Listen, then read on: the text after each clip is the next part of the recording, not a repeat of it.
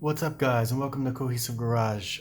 Today I wanted to make a quick video about this Journeys Off-Road lift kit, 3.5-inch lift kit for Toyota Sienna. I'm installing right now. Great kit, really like it. Let's see where to start. These are no longer in the kit. They have a different solution for this, and I've got some stuff to say about that. These fit perfectly, no trimming necessary on this one. I've got a 2004 Sienna, and check this out. Look at that beaut. Oh, awesome, awesome. Really like this pipe here. It fits like a glove. Like, hats off to those guys. Perfect size clamps too. Really easy install there. Love the hoses. The end links are perfect. The hardware is super stout. This is my biggest problem right here, is this bracket. It's very flimsy, and it should have a collar or something. And I'll show you that in detail. I'll show you all this stuff in detail and how the install went, because it's on my rack right now and I'm about to set it down. And before I do, I thought I'd give you guys an overview. So let's take a look. All right, so we can start at the front, and he opted to go with new KYB struts, factory replacement struts. Highly recommended. They're awesome. I'm a huge fan of KYB. But there's the spacer up there. It looks like it does correct for some camber and some caster, which is good to see. Also, let's see, the brake lines, they have enough slack in them, and they're properly located just in the factory setting. What else to report about this? They put a camber bolt in the top here, which, I mean, we'll see how that goes. The sway bar links are great. They fit perfectly, and they're greasable, so you want to make sure you put some grease in here before you send her down the road. But there's really not much to report. You got to take the cowling off upstairs, the wiper motor and everything, and that is not nearly half as intense as they make it seem in the instructions. That's another thing. The instructions are really vague, and they're really missing some stuff. And yeah, but I mean, it's enough to get the job done. Anybody who knows how to work on cars can interpret the instructions and see what's going on. Yeah, I think everybody's happy for the front. I put in new top mounts while I was in there, so he supplied the struts. I put in new top mounts, and then the spacer went on. The front is really pretty straightforward, except for disassembling the whole strut assembly. If I didn't have to do that, this would have been done way quicker. But the back is where there's a lot going on. Let's check it out. Okay, so overview, I guess. We got new struts, new KYBs. Here's the spacers installed in the back. Here's for the diff, that's the diff. This is the spring assembly. There's the spacer for that.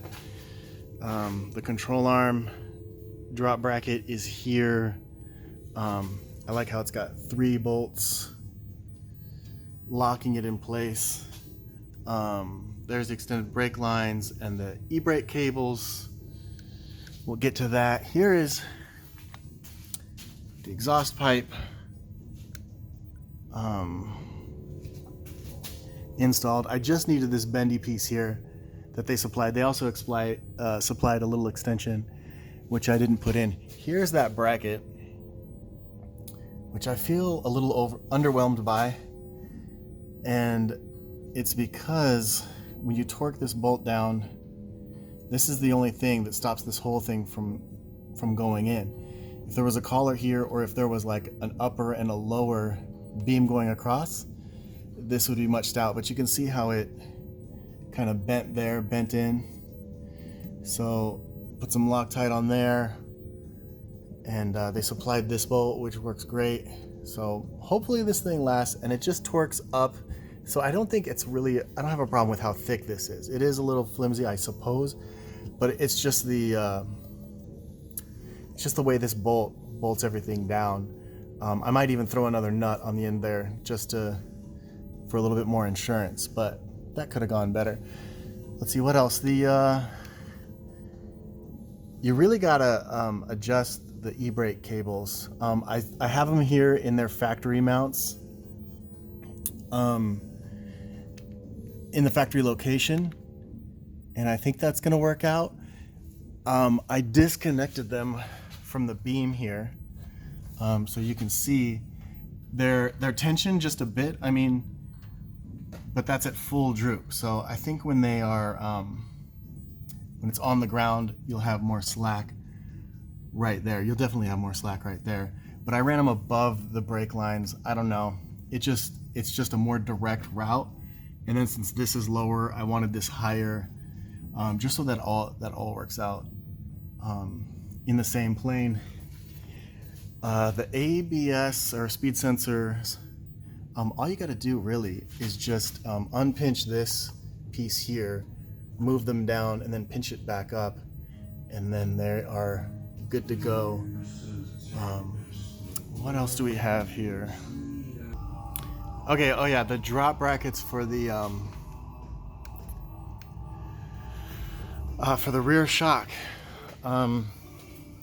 This one, the right side orientation is obvious. The open side goes in and it fits like a glove. This thing is nice and flat, and it's just a straight shot, straight up there. Everything is aligned perfectly. Really nicely done on that. They gave you some washers to install at the top. This side, however, I couldn't. If I aligned it in the same type of way, this would hit there, and it just wasn't going any way other than the open side facing back. And then it's not quite perfectly straight, but it'll definitely get the job done. It's fine. I'll road test it and make sure, but this piece shouldn't really move anywhere. And then there's a nice rubber bushing that's here, so we should be good to go, and alignment looks great. So upon road testing, we'll verify that. Okay, so let's see, this is probably another big point, is how did I get all of this out and then back in and aligned? It went pretty smooth. I did have to remove the differential, which is no problem because it's just basically hanging from 3 bolts, and then there's the drive line and then the axles that come out, and then it just comes out, and it's not too terribly heavy.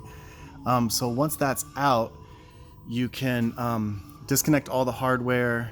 You got to pull these sensors out, and that's a wiggle and a jiggle to make the night complete.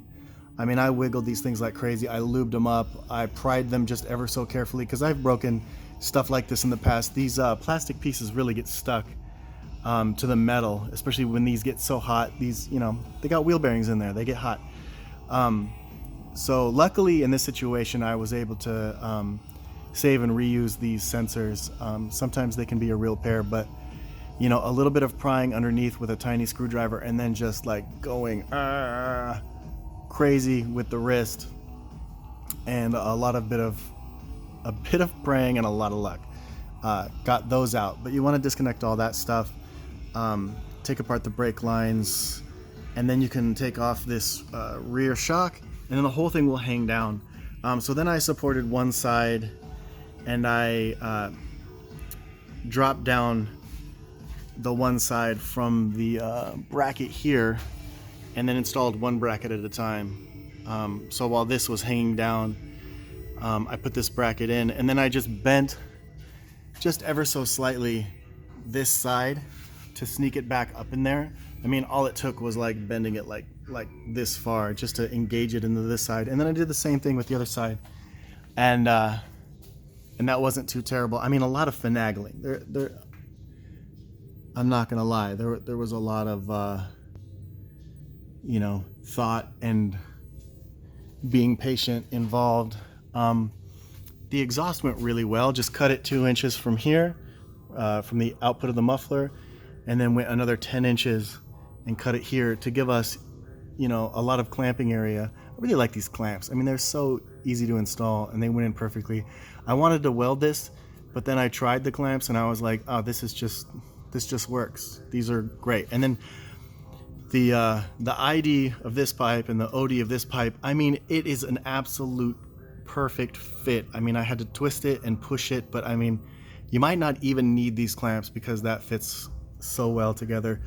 So major props for how they found this pipe to fit perfectly on the OEM Toyota stuff. Like stuff like that is really impressive to me, because that hardly happens in my world. Trying to find the right size pipe is not always so easy.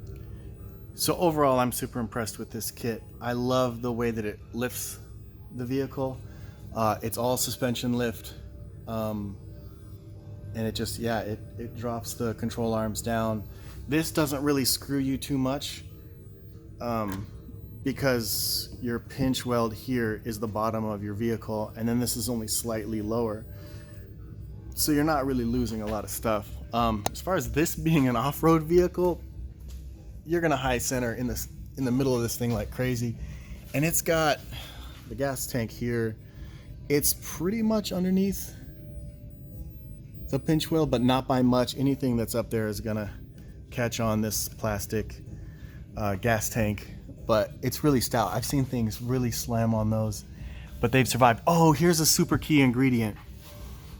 When installing the drive line, you definitely want to loosen all the mounting bolts on these isolator bearings. Loosen them up. Let this thing move. Like, as you can see here, it moved back damn near a half an inch or so, because you are relocating, you know, where the differential sits. So in order to get that aligned, loosen up all 4 of these bolts on the carriers and then tighten them back up. Should be pretty obvious. Didn't see it in the instructions, but it was fun. I mean, I got to just think about how this thing is gonna work out and make it work, put it together, and yeah, it was a lot of fun. So with these guys, just wish they had put stickers on them, like right and left, if there is a right and a left, or some kind of orientation.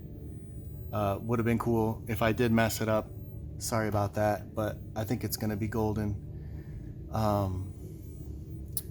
What else did I want to say about it? There was something. Oh yeah, and it's just the nature of the aftermarket. Like I put in like a 4-inch lift on a CRV, a Honda CRV, and then they had these rear spacers, and it's like they engineered it for just the one side, and then no matter which piece I put in either side, one of them just would not fit. I actually had to grind the mount down a bit and just really try to manipulate where it fit up there to get it to go in. It went in, but it was so much just like, why, as I was grinding away, hammering away, and trying to get it to fit. I lifted my Subaru a total of 6 inches, so I think it's like 4.5 inches with the suspension lift, and then the other bit of lift came from the tires. But it's pretty straightforward. There's a lot of details on that one to get it to work right, but I've got other videos in my my video log here that talk about the Subaru in more depth, and I've got to do a revised video on that vehicle, my personal vehicle, because I've made some more changes, some updates. Let's see, what else? And there's some pictures and videos and stuff on my Instagram, and it's Noah Howdy, I think is how you can find it, if you want to take a look. But yeah, that's everything. And yeah, I'll probably post maybe on my Instagram pictures of the lifted Toyota Sienna, but I'll probably make another video, so look for that, of the test drive and final impressions. All right, y'all, have an awesome day. Peace.